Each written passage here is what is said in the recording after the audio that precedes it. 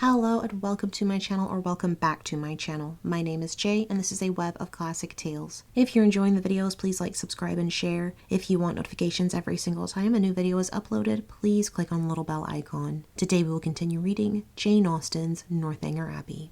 Early the next day, a note from Isabella, speaking peace and tenderness in every line, and entreating the immediate presence of her friend on a matter of the utmost importance, hastened Catherine, in the happiest state of confidence and curiosity, to Edgar's Buildings. The two youngest Miss Thorpes were by themselves in the parlour, and on Anne's quitting it to call her sister, Catherine took the opportunity of asking the other for some particulars of their yesterday's party. Maria desired no greater pleasure than to speak of it, and Catherine immediately learnt that it had been altogether the most delightful scheme in the world, that nobody could imagine how charming it had been, and that it had been more delightful than anybody could conceive. Such was the information of the first 5 minutes. The second unfolded thus much in detail, that they had driven directly to the York Hotel, ate some soup, and bespoke an early dinner, walked down to the pump room, tasted the water, and laid out some shilling in purses and spars. Thence adjourned to eat ice at a pastry cook's, and hurrying back to the hotel, swallowed their dinner in haste to prevent being in the dark, and then had a delightful drive back. Only the moon was not up, and it rained a little, and Mr. Morland's horse was so tired he could hardly get it along. Catherine listened with heartfelt satisfaction. It appeared that Blaise Castle had never been thought of, and as for all the rest, there was nothing to regret for half an instant. Maria's intelligence concluded with a tender effusion of pity for her sister Anne, whom she represented as insupportably cross from being excluded the party. "She will never forgive me, I'm sure, but you know, how could I help it? John would have me go, for he vowed he would not drive her because she had such thick ankles. I dare say she will not be in good humour again this month, but I am determined I will not be cross. It is not a little matter that puts me out of temper." Isabella now entered the room with so eager a step, and a look of such happy importance as engaged all her friends' notice. Maria was without ceremony sent away, and Isabella, embracing Catherine, thus began. "Yes, my dear Catherine, it is so indeed. Your penetration has not deceived you. Oh, that arch eye of yours, it sees through everything." Catherine replied only by a look of wondering ignorance. "Nay, my beloved sweetest friend," continued the other, "compose yourself. I'm amazingly agitated, as you perceive. Let us sit down and talk in comfort. Well, and so you guessed it the moment you had my note? Sly creature! Oh, my dear Catherine, you alone, who know my heart, can judge of my present happiness. Your brother is the most charming of men. I only wish I were more worthy of him. But what will your excellent father and mother say? Oh, goodness! When I think of them, I am so agitated." Catherine's understanding began to awake. An idea of the truth suddenly darted into her mind, and, with the natural blush of so new an emotion, she cried out, "Goodness, my dear Isabella, what do you mean? Can you really be in love with James?" This bold surmise, however, she soon learnt, comprehended but half the fact. The anxious affection, which she was accused of having continually watched in Isabella's every look and action, had, in the course of their yesterday's party, received the delightful confession of an equal love. Her heart and faith were alike engaged to James. Never had Catherine listened to anything so full of interest, wonder, and joy. Her brother and her friend engaged! New to such circumstances, the importance of it appeared unspeakably great, and she contemplated it as one of those grand events of which the ordinary course of life can hardly afford a return. The strength of her feelings she could not express. The nature of them, however, contented her friend. The happiness of having such a sister was their first effusion, and the fair ladies mingled in embraces and tears of joy.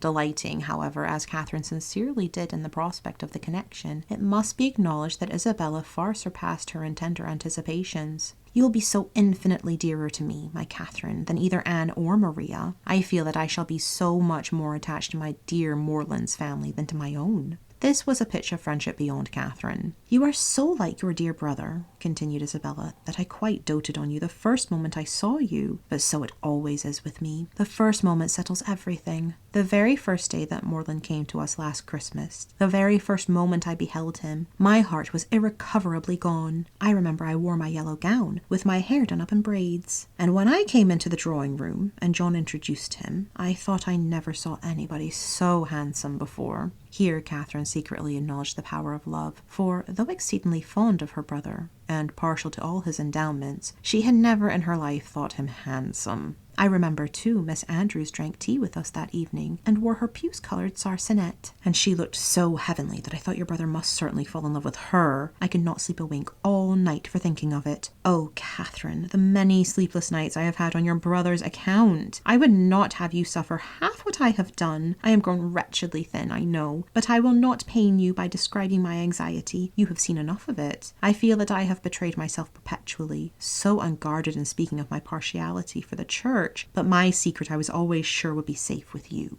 Catherine felt nothing could have been safer, but ashamed of an ignorance little expected, she dared no longer contest the point, nor refuse to have been as full of arch penetration and affectionate sympathy as Isabella chose to consider her. Her brother, she found, was preparing to set off with all speed to Fullerton, to make known his situation and ask consent. And here was a source of some real agitation to the mind of Isabella. Catherine endeavoured to persuade her, as she was herself persuaded, that her father and mother would never oppose their son's wishes. It is impossible, said she, for parents to be more kind or more desirous of their children's happiness. I have no doubt of their consenting immediately. Moreland says exactly the same, replied Isabella, and yet I dare not expect it. My fortune will be so small. They never can consent to it. Your brother, who might marry anybody. Here Catherine again discerned the force of love. Indeed, Isabella, you are too humble. The difference of fortune can be nothing to signify. Oh, my sweet Catherine, in your generous heart I know it would signify nothing, but we must not expect such disinterestedness in many. As for myself, I am sure I only wish our situations were reversed. Had I the command of millions,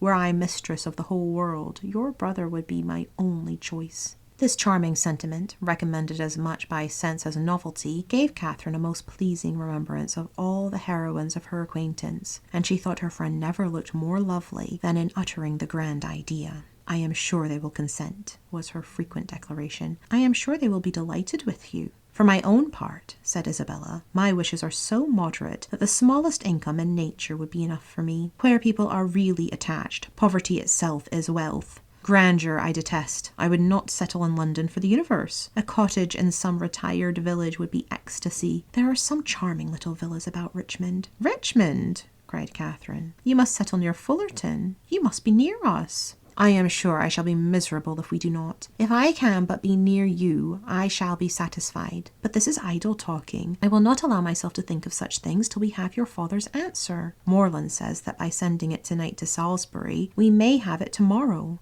Tomorrow! I know I shall never have courage to open the letter. I know it will be the death of me. A reverie succeeded this conviction, and when Isabella spoke again, it was to resolve on the quality of her wedding gown. Their conference was put an end to by the anxious young lover himself, who came to breathe his parting sigh before he set off for Wiltshire. Catherine wished to congratulate him, but knew not what to say, and her eloquence was only in her eyes. From them, however, the 8 parts of speech shone out most expressively, and James could combine them with ease. Impatient for the realization of all that he hoped at home, his adieus were not long, and they would have been yet shorter had he not been frequently detained by the urgent entreaties of his fair one that he would go. Twice was he called almost from the door by her eagerness to have him gone. Indeed, Moreland, I must drive you away. Consider how far you have to ride. I cannot bear to see you linger so. For goodness sake, waste no more time. There, go, I insist on it. The two friends, with hearts now more united than ever, were inseparable for the day, and in schemes of sisterly happiness the hours flew along. Mrs. Thorpe and her son, who were acquainted with everything, and who seemed only to want Mr. Moreland's consent, to consider Isabella's engagement as the most fortunate circumstance imaginable for their family, were allowed to join their counsels, and add their quota of significant looks and mysterious expressions to fill up the measure of curiosity to be raised in the unprivileged younger sisters. To Catherine's simple feelings, this odd sort of reserve seemed neither kindly meant nor consistently supported, and its unkindness she would hardly have forborne pointing out had its inconsistency been less their friend. But Anna Maria soon set their heart at ease by the sagacity of their I know what, and the evening was spent in a sort of war of wit, a display of family ingenuity, on one side in the mystery of an affected secret, on the other of undefined discovery, all equally acute. Catherine was with her friend again the next day, endeavouring to support her spirits and while away the many tedious hours before the delivery of the letters. A needful exertion, for as the time of reasonable expectation drew near, Isabella became more and more desponding, and before the letter arrived, had worked herself into a state of real distress. But when it did come,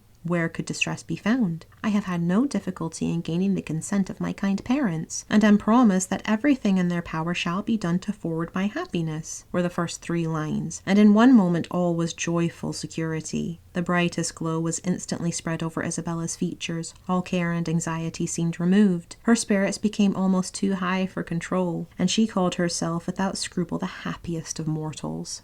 Mrs. Thorpe, with tears of joy, embraced her daughter, her son, her visitor, and could have embraced half the inhabitants of Bath with satisfaction. Her heart was overflowing with tenderness. It was "Dear John" and "Dear Catherine" at every word. "Dear Anne" and "Dear Maria" must immediately be made sharers in their felicity, and 2 dears at once before the name of Isabella were not more than that beloved child had now well earned. John himself was no skulker in joy. He not only bestowed on Mr. Morland the high commendation of being one of the finest fellows in the world, but swore off many sentences in his praise. The letter, whence sprang all this felicity, was short, containing little more than this assurance of success, and every particular was deferred till James could write again. But for particulars Isabella could well afford to wait. The needful was comprised in Mr. Morland's promise. His honour was pledged to make everything easy, and by what means their income was to be formed, whether landed property were to be resigned, or funded money made over, was a matter in which her disinterested spirit took no concern. She knew enough to feel secure of an honourable and speedy establishment, and her imagination took a rapid flight over its attendant felicities. She saw herself at the end of a few weeks, the gaze and admiration of every new acquaintance at Fullerton, the envy of every valued and old friend in Putney, with a carriage at her command, a new name on her ticket, and a brilliant exhibition of hoop rings on her finger. When the contents of the letter were ascertained, John Thorpe, who had only waited its arrival to begin his journey to London, prepared to set off. "Well, Miss Morland," said he, on finding her alone in the parlour, "I am come to bid you good-bye."